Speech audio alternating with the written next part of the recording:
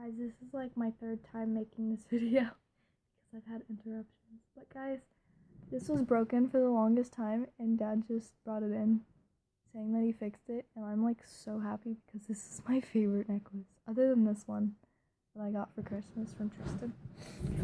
Okay, so I've been talking to you guys.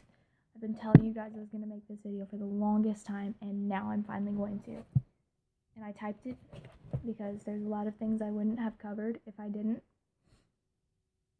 And I also did this for a project called Happiness, so for creative writing. So here we go. This is my story. I've thought about suicide a lot throughout the years, thinking about how I could stop my suffering with one slip of the hand from a blade, a simple leap and it's all over. I would finally be rid of all the negativity and sadness I must endure. What I haven't thought about, however, is this. I do not want to die.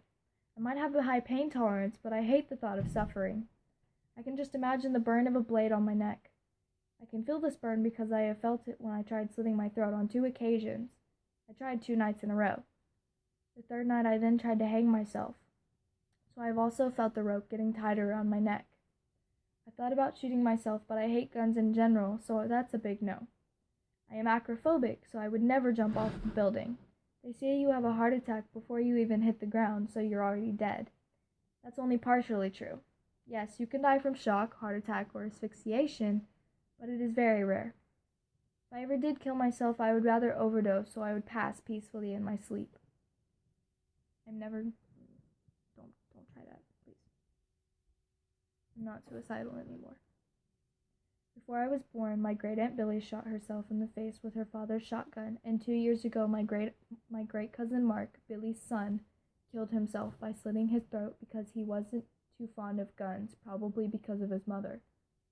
I can't handle death in general, and I've lost so many people who were dear to me. I think about how much I wish I would die before anyone else that I cared about would pass. The truth is I'm very afraid of death, yet I'm ready to die whenever, because I have something to look forward to when dying, which is heaven. There's this whole thing about atheists, about how they don't believe in anything, which I'm not completely positive that that's true, so I'm just going to leave that part out because I have no idea. That's just my personal belief that they don't believe in anything. I have no idea, so I'm not going to even put that in there. Typo. I used to suffer from severe depression and anxiety. I developed anxiety when I was in elementary school. I had a bit of depression and anxiety when I had to leave my old private school, Summit Christian Academy, because... Stop. My dog's being weird. Behind because of money loss from mom and dad's jobs. My first year of public school wasn't the best. See, I had this teacher, Miss Alexander, and I swear she hated me. I couldn't keep up with all the work she would assign, so I would have all the unfinished papers in my desk. And it was bad. I'm talking filled to the brim bad. I ended up having to have a note sent home saying if I was good or bad every single day from Miss Alexander upon my mother's request. Needless to say, it usually wasn't a good note. One day I took my lunch to school, and after lunch we have a basket we put our lunch boxes in, and someone from the class carries it back to our classroom.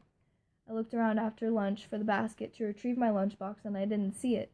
So I presumed we had left the basket in the cafeteria, and I asked Miss Alexander if I could go get it. I thought she said yes, so I went and got a basket, emphasis on a basket.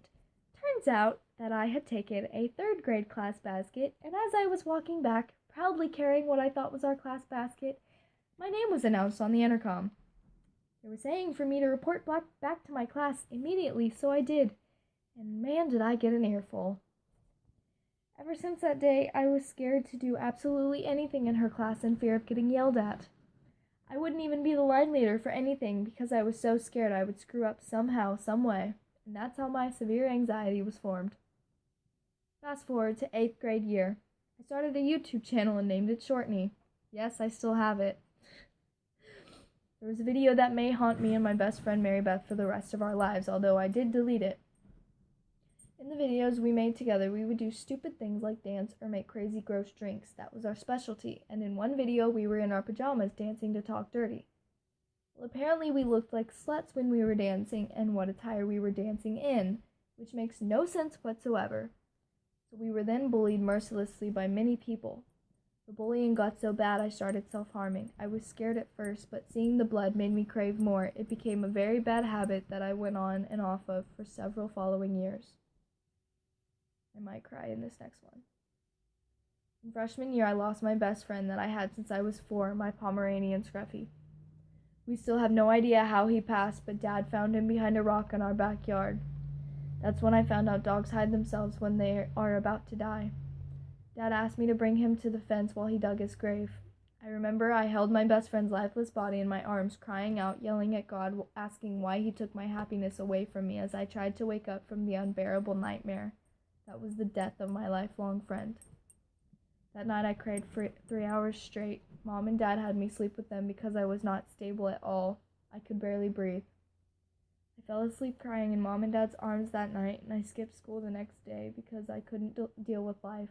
I couldn't deal with existing. I've never been the same since. He took half of my heart with him when he died, leaving a void that can never be filled. I visit his grave from time to time just to talk to him and let him know how things are going. I tell him how I used to cry myself to sleep every single night after losing him. I stopped eating for a while. My depression went from 0 to 100, and I'm just not who I used to be. My depression got worse and worse as the years went on. All I would do was sleep, so I got tested for anemia and iron deficiency, something about my thyroid. Turns out I just had severe depression. Mom and Dad fought me tooth and nail in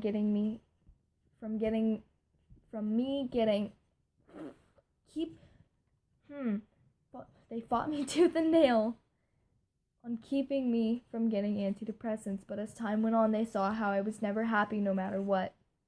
They finally decided they just wanted their daughter back, so I went to the doctor and was officially diagnosed with severe depression and was put on medication called Lexapro, and I got a therapist. I was then given another pill, which was an enhancer called Wellbutrin. I was finally happy. I no longer got random bursts of depression forcing me to cry in the middle of class. I no longer cried myself to sleep every night.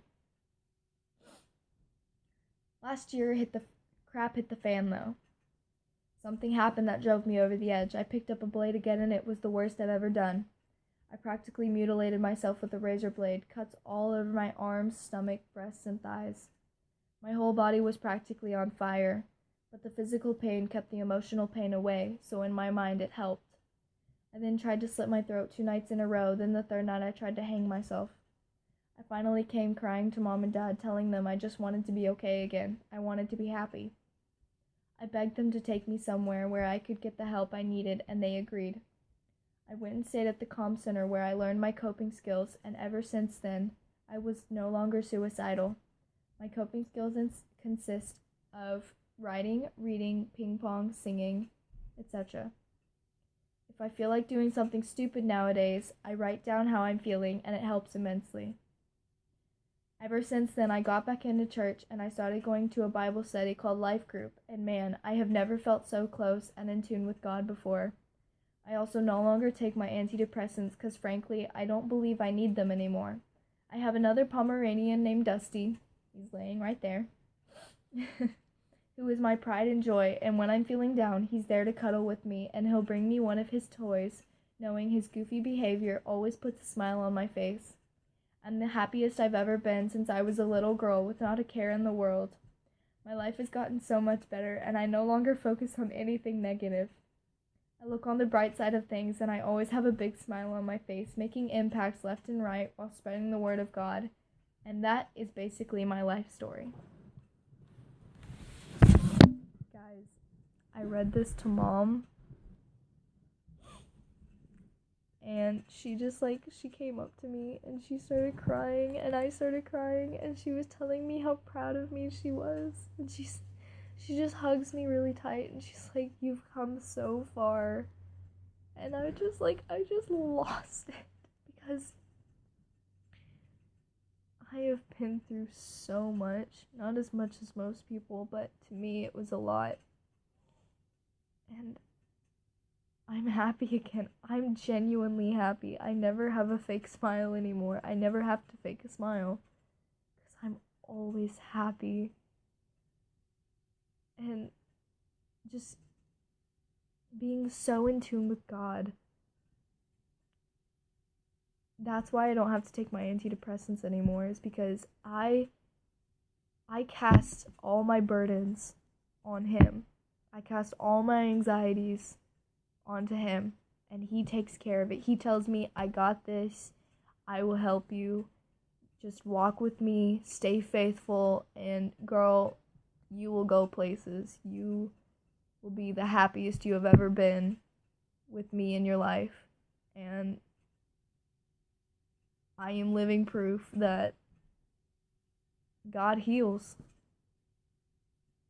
As long as you stay faithful and walk with him and just turn to him through everything,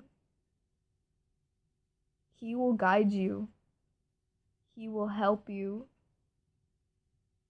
And he will heal you. And that's all I got for you guys. And I hope you guys got something out of that. It took me the longest time to tell you guys my life story and my story of depression. And I hope you guys enjoyed it. And I hope you guys are having a great year so far. I know it's January 1st, so it's, Anyway, I will see you guys in the next video. I love you guys so much, and please, just talk to me in the comments if you guys are ever going through anything. I will be more than happy to help you guys. I love you guys, and I will see you guys in the next video. Bye!